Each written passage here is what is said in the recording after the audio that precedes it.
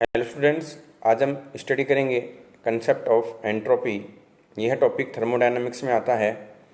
Entropy का meaning होता है किसी तंत्र की अव्यवस्था के माप को हम क्या कहते हैं, एंट्रोपी कहते हैं। इसको व्यंजक के रूप में बताया गया है, तो Q reversible upon T is equal to small change in entropy. यह एक अवकलित समीकरण है। फिर जो है ऊष्मागतिकी के प्रथम नियम से हम देख सकते हैं कि Q reversible is equal to small change in internal energy plus PdV। और यहाँ पे जो है इस समीकरण में जब हम टी का भाग लगाते हैं तो हमें जो है ये यहाँ पर क्यू रिवर्सिबल अपॉन टी को हम ds बता सकते हैं, और ये हमें जो है थर्मोडायनामिक्स की फंडामेंटल इक्वेशन प्राप्त होती है। अब हम नेक्स्ट देखते हैं ताप एवं आयतन के फनल के रूप में एंट्रोपी क्या होगी। देखिए, अगर हम एंट्रोपी को ताप और आयतन के फनल के रूप में बताते हैं तो यहाँ पर इस इक्वेशन का आपको क्या करना पड़ेगा, पार्शियल डिफरेंशिएशन करना है। ये देखिए यहाँ पर जो है ये जो है एंट्रोपी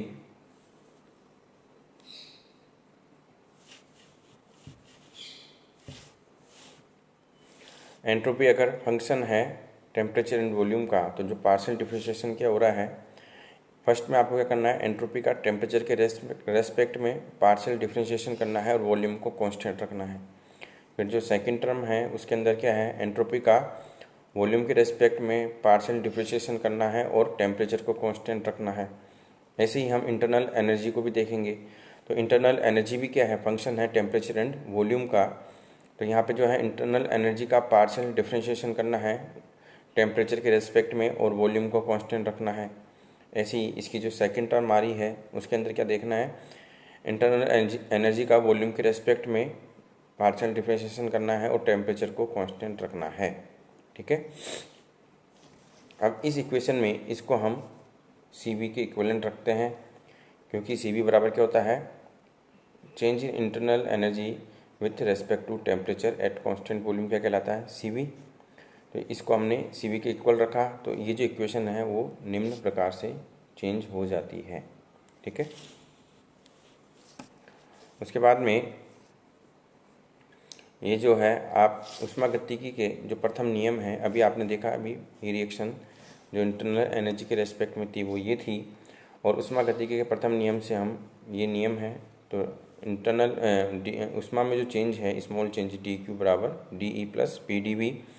और हम जो है इस इक्वेशन में जो है dE का मान पुट करते हैं, जो अभी आपने dE निकाला है इसको पुट करते हैं तो ये इक्वेशन आती है। और इस इक्वेशन में हम इसको इस प्रकार से रीअरेंज करेंगे। ठीक है। उसके बाद में इसमें टी का भाग लगाएंगे, तो टी का भाग लगाने पर यहाँ पे जो है हमें निम्न इक्वेशन प्राप्त होती है।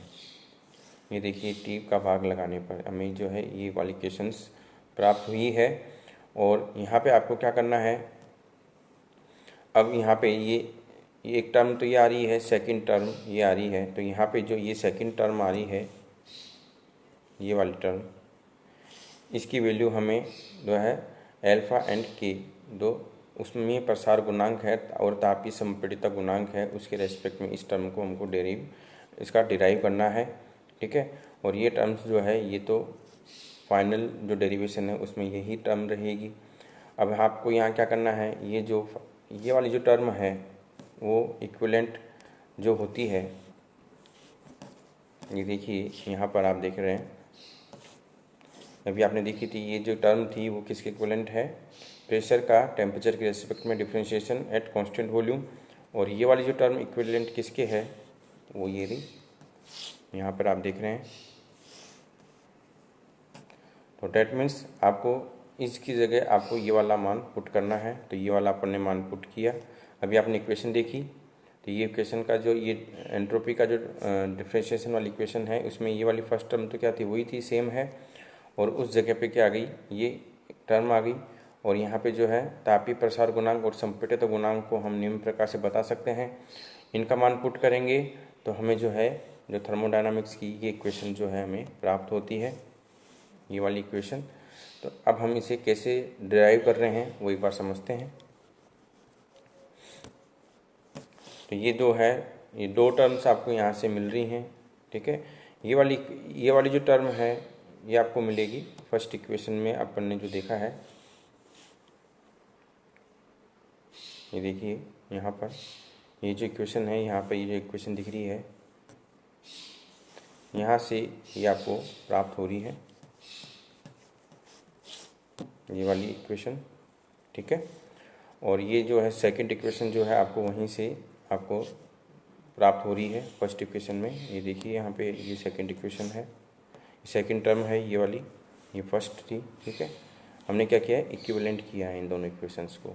ये दोनों इक्वेशंस क्या किया है, इक्विवेलेंट किया है। अब आपको क्या करना है, ये जो फर्स्ट टर्म है इसका आपको अवकलन करना है। ऐसी जो है सेकंड टर्म है, इसको आपको अवकलन करना है। ये देखिए फर्स्ट टर्म को जब हमने अवकलन किया, किसके रेस्पेक्ट में किया है, वॉल्यूम के रेस्पेक्ट में आपने इसका अवकलन किया है। जो फर्स्ट इक्वेशन है ये वाली फर्स्ट इक्वेशन, और ये कैसी है, सेकंड। तो फर्स्ट इक्वेशन का अपन ने किसके रेस्पेक्ट में अवकलन किया है, वॉल्यूम के रेस्पेक्ट में। ऐसी सेकंड इक्वेशन का आपको अवकलन करना है टेम्परेचर के रेस्पेक्ट में। तो फर्स्ट इक्वेशन को जब हम अवकलित करते हैं तो हमें निम्न इक्वेशन प्राप्त हो रही है, ये वाली इक्वेशन प्राप्त हो रही है। और यहाँ पे Cv का वैल्यू इसके इक्वल होता है, तो इस इक्वेशन को हम इस प्रकार भी लिख सकते हैं। हमने यहाँ पे जो है Cv का मान यहाँ पुट कर दिया, तो इक्वेशन निम्न हो जाती है, ठीक है। ऐसी जो आपने अभी देखी थी सेकंड इक्वेशन, उसका भी हम क्या करेंगे, अवकलन करेंगे तो हमें निम्न इक्वेशन प्राप्त होती है। अब आप देख रहे हैं ये जो पार्ट है ये कॉमन मिल रहा है, तो यहाँ पे जो ये बैक इक्वेशन है ये वाला पार्ट, और जो नेक्स्ट इक्वेशन है ये वाला पार्ट जो है ये कॉमन है क्योंकि एंट्रोपी क्या एक स्टेट फंक्शन है, इसलिए जो रिमेनिंग पार्ट है वो भी क्या हो जाएंगे, इक्वल हो जाएंगे, ठीक है। और क्योंकि इंटरनल एनर्जी भी क्या है, एक स्टेट फंक्शन है, तो एंट्रोपी के रेस्पेक्ट में इंटरनल एनर्जी का भी ये मान क्या होगा, डबल डिफरेंशिएशन जो है वॉल्यूम और टेम्परेचर के रेस्पेक्ट में क्या आएगा, समान आएगा। तो ये जो इक्वेशन जो आई है ये वाली इक्वेशन वो इस प्रकार लिखी जा सकती है, ठीक है। और अभी आपने देखा था कि ये वाला जो टर्म था वो किसके इक्वल था,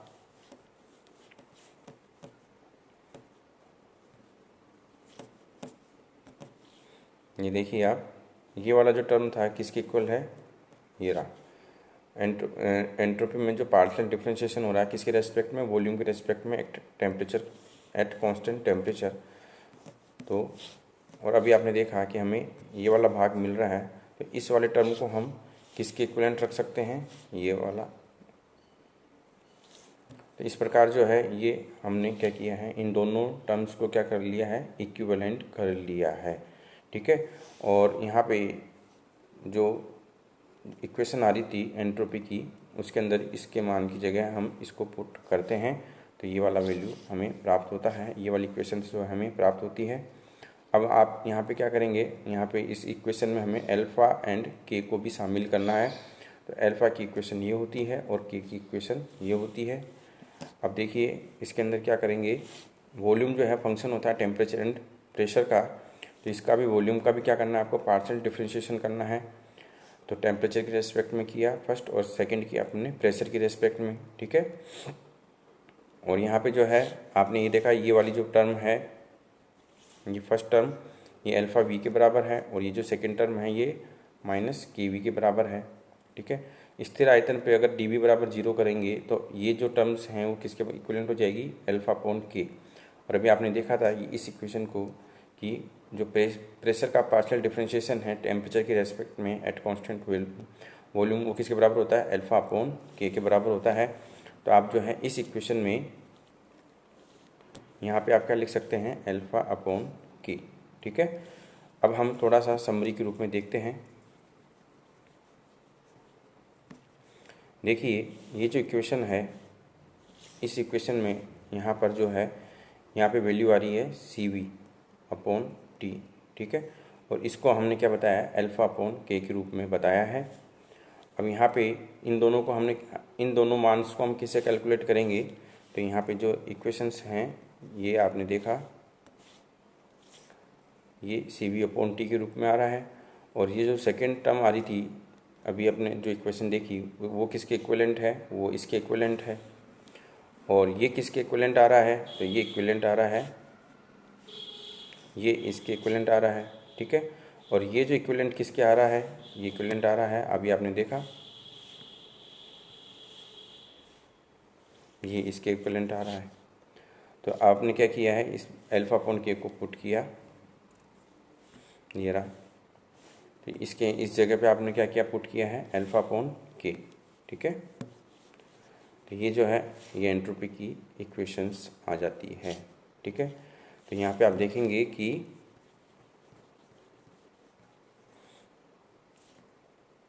इस जगह पे तो क्या आया है, यहाँ पे तो क्या है सी वी अपॉन टी, और यहाँ पे क्या आ गया अल्फा अपॉन के, ठीक है। ये जो है ये लास्ट इक्वेशन जो है हमें कैलकुलेट किया है। ऐसे ही जो है नेक्स्ट टॉपिक है अपना, जो एंट्रोपी है वो ताप और दाब के फलन के रूप में, that means entropy is a function of temperature and pressure. देखिए यहाँ पे क्या करना है, वही सेम है, एंट्रोपी का पार्शियल डिफरेंशिएशन करना है, ये एंट्रोपी का पार्शियल डिफरेंशिएशन करना है। और ये दो टर्म्स आ रही हैं, तो यहाँ पे आपको इस टर्म के लिए जो इक्वेशन बनेगी और इस टर्म के लिए इक्वेशन बनेगी वो मान आपको देखने हैं। देखिए इसको हम एंथैल्पी से डिराइव करेंगे, तो एंथैल्पी बराबर क्या होता है ई प्लस पी वी, और इसका हम क्या करेंगे डिफरेंशिएशन करेंगे। डिफरेंशिएशन इक्वेशन हमें निम्न प्राप्त होती है, ठीक है। और ये यहाँ पे जो है डी क्यू बराबर क्या होता है टी डी एस, और यहाँ पे ये हमें निम्न इक्वेशन प्राप्त होगी। और इसके अंदर जब हम क्या लगाएंगे टी का भाग लगाएंगे। ये देखिए entropy is a function of temperature and pressure, तो यहाँ पे जो है ये एंथैल्पी का हमने क्या किया है पार्शियल डिफरेंशिएशन किया है, ठीक है। और यहाँ पे ये वाली जो टर्म है ये किसके इक्विवेलेंट होती है, सी पी के इक्विवेलेंट होती है। अब आपको क्या करना है, यहाँ इस समीकरण से जो डी एच का मान है वो समीकरण जो अभी आपने देखी बैक समीकरण, इसमें पुट करना है। ये वाली जो आप इक्वेशन देख रहे हैं, ये वाली इक्वेशन, इसमें जो है आपको एंथैल्पी का मान पुट करना है, तो हमें जो है निम्न इक्वेशन प्राप्त होती है। और फिर ये क्या किया है रीअरेंज किया है इक्वेशन को। उसके बाद में आपको यहाँ पे वही पहले ही जो आपने देखा था उसकी वैसे ही सेम है, आपको यहाँ पे दो इक्विवेलेंट प्राप्त हुए हैं, ठीक है। अब यहाँ पे इसको इस फर्स्ट को आपको प्रेशर के साथ डिफरेंशिएशन करना है, ऐसी जो सेकंड टर्म है उसको आपको टेम्परेचर के साथ में क्या करना है डिफरेंशिएशन करना है। तो ये डिफरेंशिएशन किया अपन ने फर्स्ट टर्म का, ऐसे ये सेकंड टर्म का डिफरेंशिएशन है। और वही फिर अपन ने ये कंडीशन लगाई, क्योंकि एंट्रोपी क्या है स्टेट फंक्शन है, ऐसे एंथैल्पी क्या है स्टेट फंक्शन है। तो ये कंडीशन लगाने पर आपको जो इक्विवेलेंट मिलेगा वो जो है ये वाली जो टर्म है वो किसके इक्विवेलेंट मिलेगी, ये इसके इक्विवेलेंट मिलेगी। और ये वाली जो टर्म है वो किसके इक्विवेलेंट हो जाएगी, ये इसके इक्विवेलेंट हो जाएगी, ठीक है। तो यहाँ पे जो आपने देखा था, यहाँ पर आप देख रहे हैं कि इसका मान कहाँ पुट करेंगे, पुट करने पर आपको निम्न इक्वेशन जो है प्राप्त होगी। तो आप यहाँ देख रहे हैं कि यहाँ पे जो है इसको तो अपन ने सी पी के फॉर्म में बता दिया, इसको अपन को अल्फा अपॉन के फॉर्म में बताना है, ठीक है। और ये जो इक्विवेलेंट किसके इक्विवेलेंट आ रही है, यहाँ पे दो टर्म्स आ रही हैं, तो ये इक्विवेलेंट किसके है, ये देखिए सी पी अपॉन टी के एस्पेक्ट में तो ये वाली इक्वेशन इक्विवेलेंट थी, और जो दूसरा टर्म आ रहा था वो किसके इक्विवेलेंट है, वो इसके इक्विवेलेंट है। और जो सेकंड टर्म जो है वो किसके इक्विवेलेंट आ रही है, ये देखिए सेम जो इक्वेशन है वो इसके इक्विवेलेंट आपको प्राप्त हो रही है। अब आपको क्या करना है, ये जो फाइनल इक्वेशन मिली है ये वाली, इसके अंदर यहाँ पे अल्फ़ा अपॉन के का मान पुट करना है। तो यहाँ पे देखेंगे कि ये जो इक्वेशन है वो किसके बराबर होती है, अल्फ़ा वी के बराबर होता है। तो आपका जो है एंट्रोपी का ये इक्वेशन जो है हमें प्राप्त होता है। Thank you.